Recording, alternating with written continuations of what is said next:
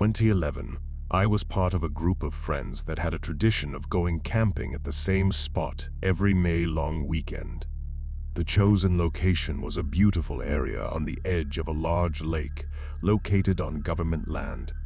During the May long weekend, the water levels in the lake were consistently low, if not empty, allowing us to walk across it. Camping was permitted as long as it was done responsibly and without causing any trouble or mess. It was generally a good time for everyone. The camp spots were adequately spaced to provide privacy, yet close enough to socialize with others. That year, our campsite was situated on a small hill with one campsite below us and one above us. The first night of our trip was uneventful. However, during the second day, the group camping at the site below us started causing problems. They were excessively loud, with loud music and unruly behavior. Our friend, Ben, decided to approach them and ask them to lower the volume. Unfortunately, he was punched in the face when he confronted them. It became evident that they might have been under the influence of drugs, which left the rest of us on edge. Feeling exhausted, I decided to go to bed early. Some of my friends, including Ben, were still awake, as well as a couple named Lily and Derek, who were visiting another nearby campsite we had befriended earlier in the day. The campsite below us continued to blast loud music and party late into the night. I tried to ignore the noise and fall asleep. However, I was abruptly awakened by screams and yelling outside my tent. I rushed outside to find our campsite in chaos. One of my friends was clutching their chest, and people were panicking, urging someone to call 911. I learned that, not long after I had gone to bed, the group from the campsite below us, which had previously caused trouble, encountered Lily and Derek while they were returning to our camp. Mistaking Derek for Ben due to their similar appearances, they attacked both of them, hitting them on the head with a glass bottle. At the same time, a group of large men, possibly the same group that had caused trouble earlier, emerged from the darkness and approached our campsite. One of them wielded a paring knife, and the other had a butcher's knife. Ben tried to talk to them, but the guy with the paring knife stabbed him in the chest. Meanwhile, some people from the campsite above us noticed the situation and came down to help. One of them, Tim, was coming down the hill when the guy with the butcher's knife stabbed him in the stomach. Panic erupted as people called 911, but the ambulance was over half an hour away. I came out of my tent as the chaos unfolded. Tim's wound was bleeding severely, and he was losing blood rapidly. His friends put him in the back of a car and rushed to meet the ambulance halfway. Ben was also injured, but not as severely, and we kept him calm until the ambulance arrived. The men with the knives fled the scene and drove away in their Land Rover. My boyfriend and I drove to the entrance to flag down the approaching police. They arrived and deployed a canine search unit to track down the assailants.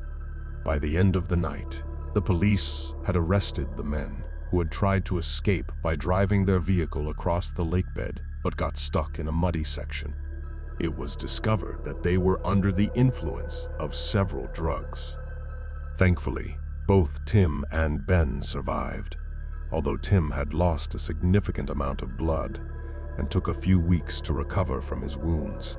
Derek and Lily suffered head injuries, possibly a concussion, but I can't recall for sure. This incident was undoubtedly the most terrifying experience I've ever had, and some of us had to testify against the attackers in court.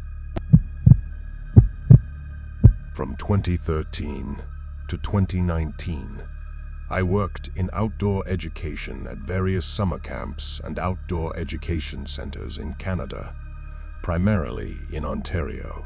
I did spend a season in the Rocky Mountains, having grown up attending sleepaway camps and eventually participating in month-long leadership programs with a backcountry canoeing component. I was well prepared to lead a group of teenage girls on a 2-week camping trip in the Temagami region during my first year as a counselor. The Temagami region is situated between North Bay, Sudbury, and Timmins, Ontario, and is known for its provincial parks, hiking and canoeing routes, and the Bear Island Indian Reserve. Our route was fairly typical, starting in the Whitefish Falls region and ending at Highway 11 after 14 days of paddling, portaging, hiking, and campfire activities. We had a satellite phone for daily check-ins with our camp director and emergencies. There were multiple exit points along our route. However, during our second-to-last night, we experienced an unsettling incident. We were free camping on the shore of an uninhabited island in Bear Lake, recognized as part of the Bear Island Indian Reserve. It was a beautiful area, and we camped across from the main island inhabited by a majority of the 250-person population. After extinguishing our campfire and going to bed, about an hour after falling asleep, we were jolted awake by the sound of a loud motorboat.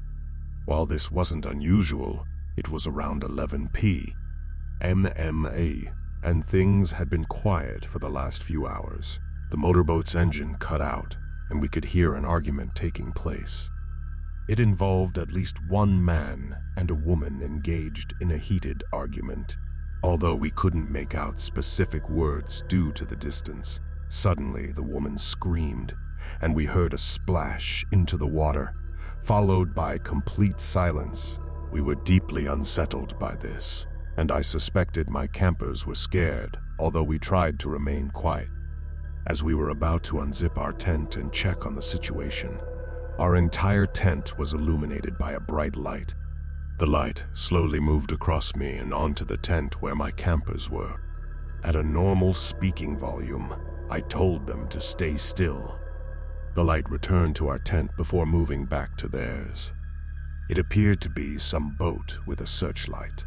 After what felt like an eternity, but was only about 5 minutes, the light was turned off. We heard the boat's motor re-engage and then fade as it drove away. I quickly located the satellite phone and called our camp director, who provided us with the local police's phone number. We didn't sleep that night. At 5 a.m., I took my canoe out and explored the area, hoping to find someone who might have fallen overboard and swum to shore.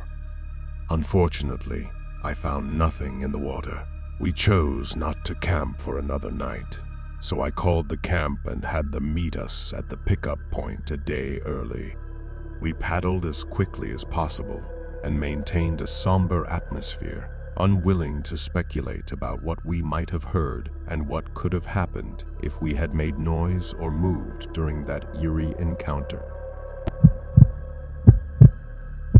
My fiancée and I were on the second night of our 2-night camping trip at a popular campground located about half an hour from our home. It's important to note that my fiancée is black, and we live in a predominantly white, conservative, and sometimes racist area. This racial aspect becomes relevant later in the story. On the first night, we heard noises in the woods around us. The campsite to the right of us was occupied, but the one to the left was not. The campsites were spaced about 150 yards apart. We assumed the noises were just wildlife, possibly deer, and didn't think much of it. The following day, we spent time at the nearby battlefields with my family, who had been invited to join us for the day as a surprise for me.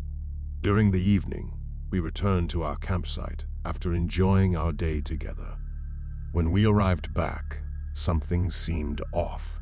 It was evident that someone had been inside our tent. Our blankets were in disarray, clothes were strewn on the ground, and my backpack had been tampered with. I noticed that a pair of my underwear was missing, but we dismissed it, thinking that whoever had intruded had left without taking anything significant. We decided to set up a campfire to celebrate our engagement, thinking we could enjoy a quiet evening. Around 9:30 p.m., we extinguished the campfire and retreated to our tent to continue celebrating. We were cautious not to be too loud or obnoxious, as it was already late. Shortly after we finished, we began hearing the same noises outside our tent as we had the previous night. However, this time, we paid closer attention. We could hear footsteps and, at one point, a man whispering. We realized that someone was outside our tent. We kept silent and motionless, listening to the footsteps and more whispering.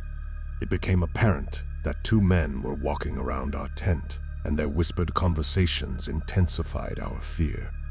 In a silent agreement, my fiancé said he needed to go to the bathroom, and I nodded in agreement.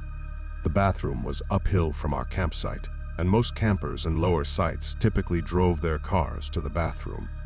We began getting dressed, but just as we turned on the light inside our tent and my fiancé put on his binder, a man's voice came from right outside the tent asking, "What are you doing?" The voice sounded malicious and menacing, clearly directed at us with a sinister snicker. The man was watching us through the walls of the tent. We decided to make a run for it to the car.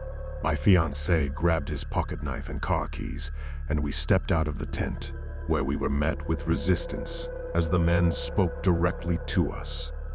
As we left the tent, we heard the footsteps approaching from behind us. The men were right behind us, following us as we ran to our car. We could hear them running after us and then diverting toward another campsite. Once in the car, we considered our options. We thought about sleeping in the car or driving into town.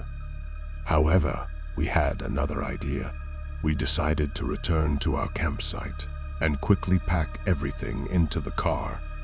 By this time, it was around midnight, and we moved faster than we thought possible. We bundled up our belongings, still inside the tent, and gathered our folding chairs. In just 5 minutes, we were ready to go. We hopped into the car and drove to the end of the campsite. I got out and removed our nameplate, which displayed my full name from the post. As we drove away from the campsite, we saw the two men who had been following us. They were emerging from the woods onto our campsite. I recognized them as the same men who'd been driving past our campsite, glaring at us and muttering to each other ever since our arrival. One of them wore camo hunting gear, and the other had a Confederate flag tank top. Both of them carried large hunting knives, which were unsheathed and at the ready. The men saw our car leaving, and one of them started to give chase before the other one stopped him. The man in camo made chilling eye contact with me, smiling menacingly, and slowly shook his head. We took the long way home, using the most obscure and challenging to follow roads, while calling my dad to inform him we were on our way.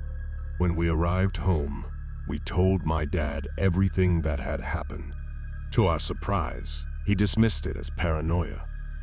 However, I remain convinced to this day that this was a racially motivated attack.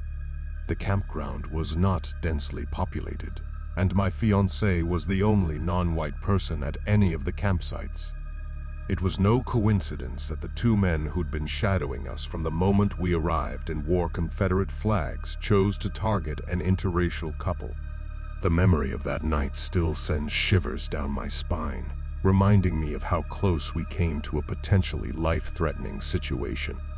Our spontaneous decision to make a run for it may have saved us from serious harm or worse.